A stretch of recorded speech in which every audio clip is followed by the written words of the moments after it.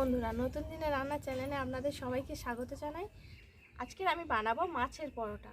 একরকম পরোটা যখন খেতে ইচ্ছা করবে না, তখনই খুব কম উপকরণে ও কম সময়ে বানিয়ে ফেলুন এই মাছের পরোটা।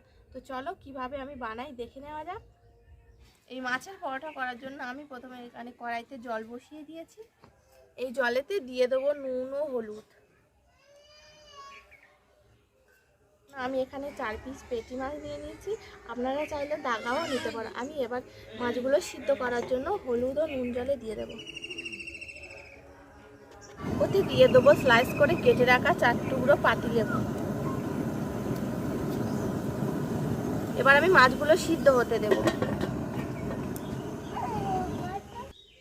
এখানে আমি মাছের পরোটা করার জন্য 1 বাটি ময়দা নিয়ে নিয়েছি। ময়দাতে দিয়ে দেবো পরিমাণ মতো লবণ, দিয়ে দেবো জোয়ান ও কালো জিরে। এটাকে আমি ভালোভাবে মিশিয়ে নেব। এবার আমি ওতে দিয়ে দেবো সাদা তেল, দিয়ে আমি ভালোভাবে মিশিয়ে নিয়েছি। এবার আমি ওতে দিয়ে দেবো টক দই,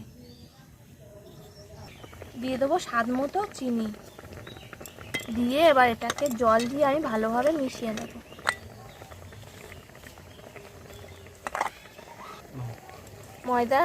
ময়দা মেখে আমি ডো তৈরি করে নিয়েছি। এবার আমি রেখে দেবো 10 মিনিটের জন্য।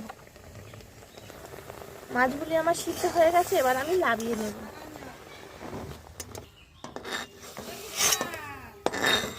এগুলো আমি খুব ভালোভাবে কাঁটা বেছে নেব। কড়াইতে তেল দিয়ে তেল গরম করে নিয়েছি। এবার দিয়ে দেবো কালো জিরে, দিয়ে দেবো আদা রসুন কুচি। রসুন কুচিগুলো হালকা লাল লালভাবে ভেজে নিয়েছি। এবার দিয়ে দেবো পেঁয়াজ ও কাঁচা লঙ্কা কুচি। পেঁয়াজ হালকা ভাজা হয়ে গিয়েছে। এবার আমি দিয়ে দেবো নুন, হলুদ গুঁড়ো, লঙ্কার গুঁড়ো, একটু গরম মশলা গুঁড়ো। মশলা কষানো হয়ে গিয়েছে। এবার আমি দিয়ে দেবো কাটা বেছে রাখা মাছ। এবার ওপর থেকে আমি দিয়ে দেবো ধনে পাতা কুচি। দেখুন বন্ধুরা, আমি শুকনোভাবে পুরটা তৈরি করে দিয়েছে।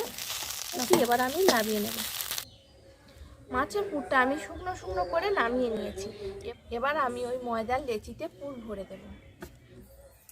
লেচিটি প্রথম গোল করে নিয়ে এরকম বাটির আকারে ঘুরিয়ে নিতে হবে। তারপরে মাছের পুরটা আমি এর ভিতরে দিয়ে দেব।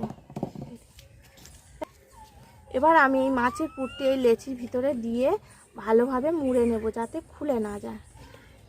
দেখুন বন্ধুরা, কতটা সহজভাবে আমি পুরটি এর ভিতরে দিচ্ছি। এই রকমভাবে আমি প্রত্যেকটাতে পুর ভরে নেব। পুর ভরার পরোটাটি আমি তেল দিয়ে বেলে নেব আস্তে আস্তে।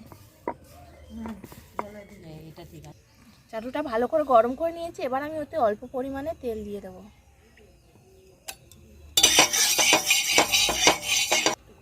আমি ওতে পরোটাটা দিয়ে দেব।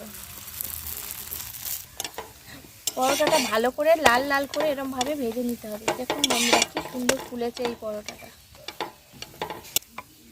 দেখুন বন্ধুরা, সব পরোটাগুলো কি সুন্দর লাল লালভাবে ফুলছে। আপনারা চাইলে এরকম ফুলকো পরোটা আপনারাও বানাতে পারবেন। মাছের পরোটা আমার বানানো হয়ে গেছে। গরম পরোটা সসের সাথে উপভোগ করুন ও বাড়ির সবাইকে উপভোগ করান। তো ভাবছেন কি, দেখছেন কি, এক্ষুনি বানিয়ে ফেলুন এই মাছের পরোটা।